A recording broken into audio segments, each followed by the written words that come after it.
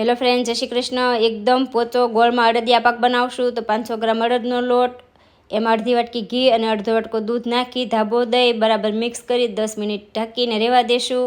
તો 10 મિનિટ થઈ ગઈ છે। લોટને ચાળી લઈએ। પેનમાં લઈ 500 ગ્રામ ઘી લેશું। હવે આ લોટને ગેસની ફ્લેમ મીડિયમ રાખી અને બ્રાઉન કલરનો થાય ત્યાં સુધી શેકાવા દેશું।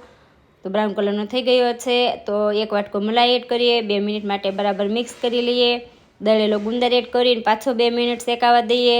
હવે કાજુ, બદામ અને ટોપરા લીધું છે, જાવંત્રી પાવડર અને સૂંઠ પાવડર લીધા છે। બરાબર મિક્સ કરી અને પેનને નીચે ઉતારી લઈએ। હવે જે આપણું ઘીવાળું બાઉલ હતું એમાં 400 ગ્રામ ગોળ એડ કરશું।